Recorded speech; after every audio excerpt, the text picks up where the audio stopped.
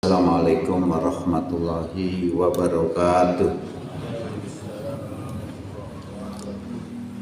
Alhamdulillah alladzi arsala rasulahu bil huda wa dinil haqq liyudhhirahu 'ala dini kulli walau karihal musyrikun. Asyhadu an la ilaha illallah wahdahu la syarikalah wa asyhadu anna Muhammadan abduhu wa rasuluhu la nabiyya ba'da.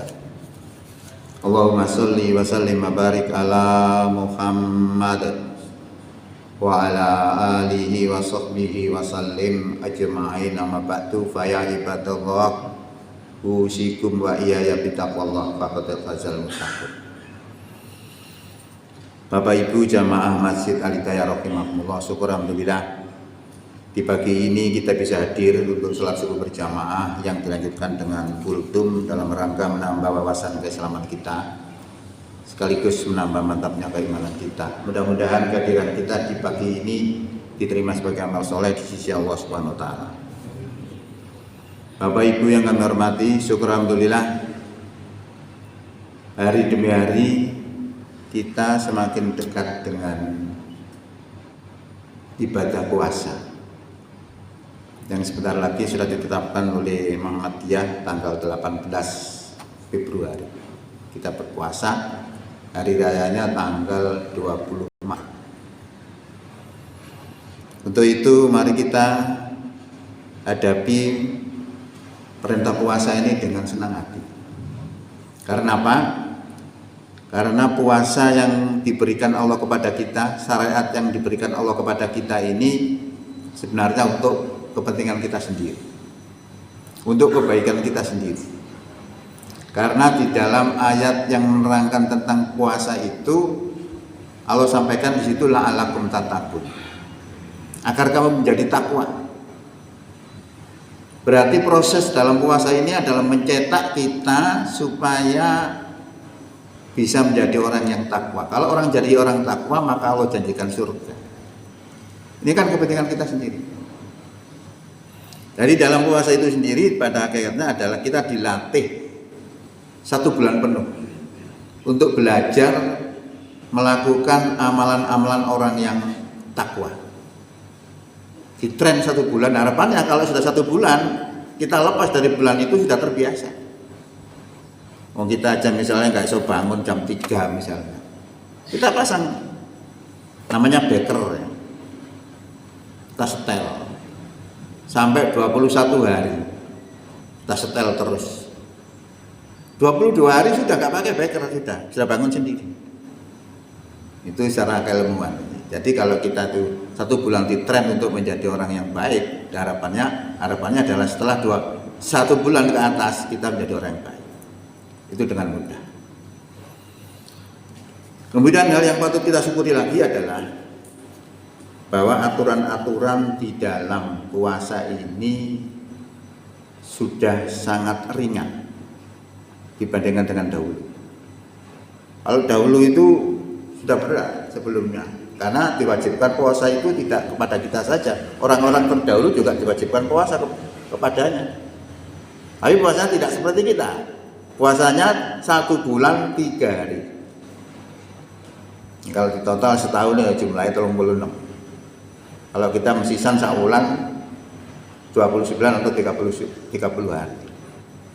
Ya. Apa bedanya? Nah, sebelum puasa kita laksanakan ini, dulu itu kalau aturan sudah waktunya buka poso maghrib, kok adik tertidur terus bangun, sudah tidak boleh makan. Dia harus melanjutkan poso lagi pada malam itu sampai siang hari lagi, sampai maghrib. Sehingga pernah terjadi melakukan itu, ada orang yang melakukan itu karena apa? Menunggu di rumah tidak ada yang dipangan. Terus bojone metu mencarikan makanan. Nah, setelah didapatkan makanan itu, kembali ke rumah didapati suaminya sedang tidur. Celaka kau. Loh, kenapa kau celaka? Itu tadi, ketika bangun sudah nggak boleh makan lagi. Sehingga akhirnya di siang hari semaput. Saking payahnya poso, berarti poso 2 hari 1 malam. Itu cuma dulu. Kemudian waktu malam hari itu juga tidak dibolehkan. Berhubungan suami istri pada malam bulan puasa tidak dibolehkan. Tapi sekarang sudah dibolehkan. Dan ini suatu keringanan yang diberikan oleh Allah kepada kita yang harus patut kita syukuri, bahwa aturan-aturan di dalam poso itu sekarang sudah ringan dibandingkan dengan dulu. Nah, di dalam firman Allah disebutkan begini. A'udzubillahi minasyaitonirrajim. Bismillahirrahmanirrahim. Uhilla lakum lailatas yami rafasu ila nisaikum hunna libasul lakum wa antum libasul lahun. Alimallahu annakum kuntum tahtanuna anfusakum fataba alaikum wa afa ankum. Fal ana bashiruhunna wabtaghu ma kataballahu lakum wa kulu wasrabu hatta yatabayyana lakumul khaytul abyadu minal khaytil aswadi minal fajr. Summa atimus siyama ilal lail wala tubashiruhunna wa antum akifuna fil masajid. Tilka hududullahi fala taqrabuha kadzalika yubayyinullahu lakum ayatihi linnasi la'allahum yattaqun. Dihalalkan untuk kamu pada malam puasa berbuat rofas. Berbuat rofas itu ya hal yang mengandung seksual ini. Ya, dihalalkan pada malam bulan puasa berbuat rofas terhadap istri-istri kamu. Nah sekarang dibolehkan. Hunna libasul lakum wa antum libasul lahun. Mereka itu adalah pakaian untuk kamu dan kamu adalah pakaian untuk mereka. Jadi saling memakai. Alimallahu, Allah mengetahui annakum, bahwasanya kamu, sesungguhnya kamu adalah tahtanuna anfusakum, berkhianat terhadap diri kamu sendiri.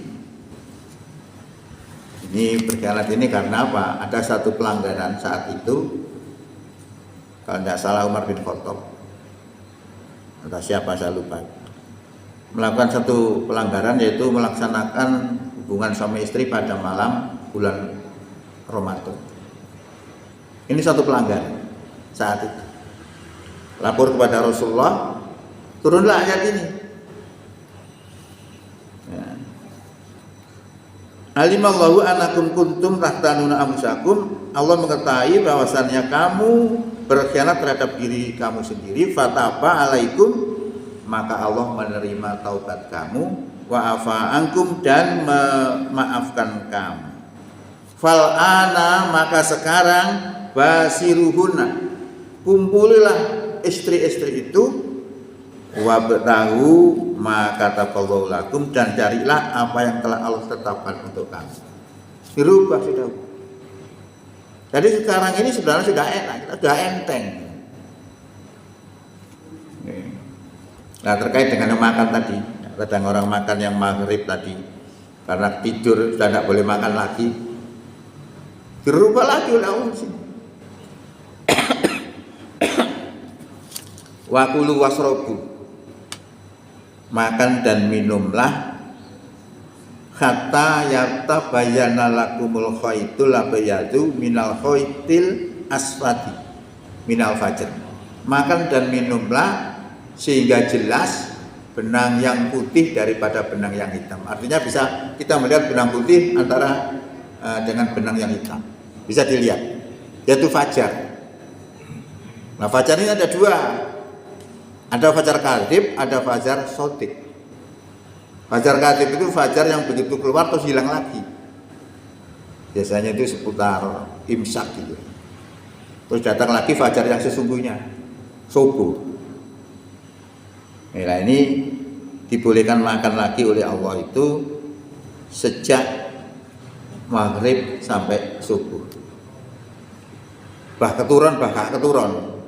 Pokoknya waktu itu dibolehkan. Ini sudah keringanan luar biasa. Suma atimus yama ila lail.